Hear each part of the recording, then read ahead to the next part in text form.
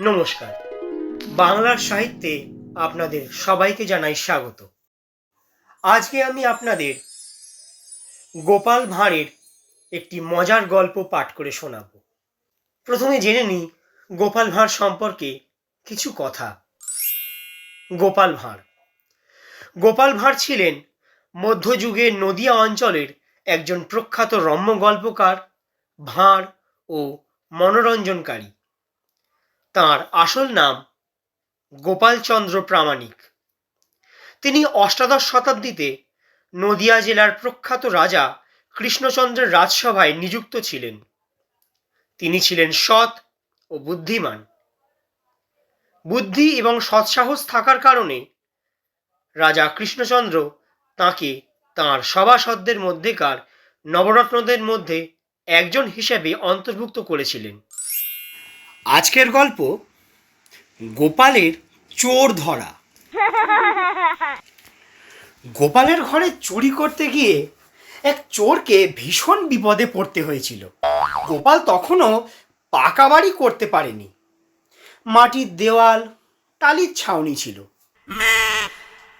আগেকার দিনে গ্রামে দেশে চোরেরা সচরাচর হয় শীত কাটত, নতুবা ঘরের চালের দু একখানা টালি সরিয়ে ঘরে নেবে মালপত্র নিয়ে ঘরের দরজা দিয়ে পালিয়ে যেত। তখন মাঝরাত একটা চোর চুরি করবে বলে গোপালের ঘরের টালির ওপর সবে উঠেছে। গোপাল এবং গোপালের স্ত্রী তখনও কিন্তু জেগেছিল। চোর সবে একখানা টালি সরিয়েছে, আর একখানা সরিয়ে নিচে নামবে, এই আর কি। গোপাল তখন টের পেয়ে তক্ষুনি স্ত্রীকে সাবধান হতে বলল। অন্যদিকে গোপালের বাড়িতে ঠিক এই সময় একদম হাড়ে রে রে রে রে রে করে বিরাট ডাকাতের দল চড়াও হলো। ডাকাতরা তো দরজা ভেঙে ঢোকার আগেই গোপাল টাকা পয়সা ও গয়নাকাটি নিয়ে একদম পেছনের দরজা দিয়ে বউকে সাবধান করে পুরো বাগানে পালিয়ে গেল। চোর বেটা কিন্তু আর পালাতে পারলো না। সে টালির চালে বসেই একদম ঠক ঠক ঠক ঠক করে কাঁপতে লাগলো।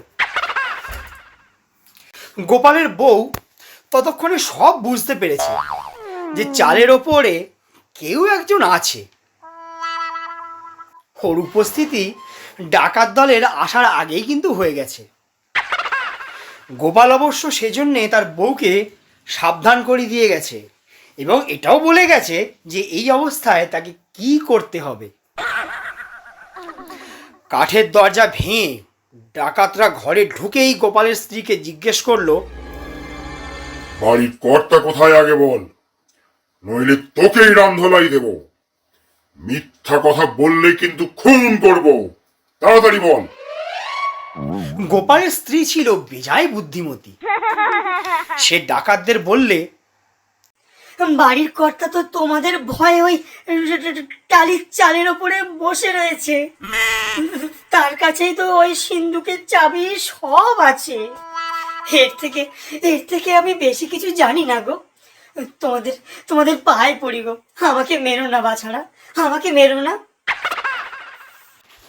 ডাকাতরা তো তখন চোরকে চাল থেকে নামিয়ে জিজ্ঞেস করলে, কে, সিন্ধুকের চাবি কোথায়? শিগগির বল, বল কোথায় আছে, নাহলে কিন্তু তোকেই মেরে ফেলবো হারামজাদা। বল কোথায় আছে।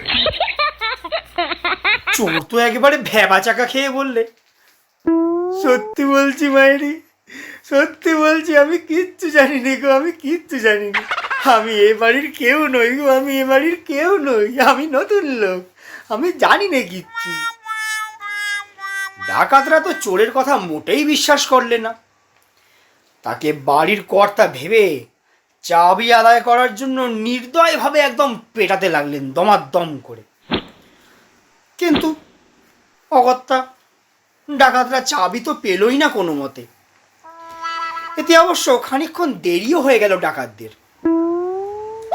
ইতিমধ্যে গোপাল বাইরে থেকে গ্রামের সব লোকজনদের নিয়ে একদম হৈ হৈ করে আসতে থাকলে ডাকাতরা দূর থেকে তা দেখে ভয় পালিয়ে গেল। কিন্তু চোরটাকে প্রায় মেরেই রেখে গেল। গোপাল যদি আরেকটু দেরি করতো, চোর বেচারা সেদিনই প্রাণে মারা যেত। পাড়াপড়শির ডাকাত তাড়াতে এসে মৃতপ্রায় চোরটাকে বাগে পেয়ে যেই মারতে যাবে, গোপালের স্ত্রী তক্ষুনি বাধা দিয়ে বললে, ওকে আর মেরো না গো, ওকে আর মেরো না। ওকে বাড়ির কর্তা বানিয়ে আমরা এই যাত্রায় খুব বেঁচে গেলাম গো, খুব বেঁচে গেলাম।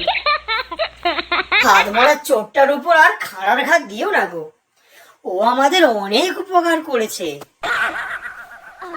তারপর গোপালের স্ত্রী যখন সব কথা খুলে বললে পাড়ার লোকেদের, তখন পাড়ার লোকেরা গোপাল আর গোপালের স্ত্রীর বুদ্ধির খুব প্রশংসা করলো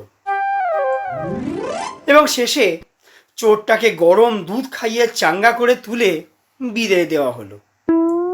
বলা বাহুল্য, যাতে কোনোদিন সে চুরি আর না করে তার জন্য তাকে সতর্ক করে দিয়ে এবং ব্যবসাপত্র করে সৎ পথে চলার জন্য গোপাল কিছু সামান্য টাকা দিয়ে চোরটাকে ছেড়ে দিল।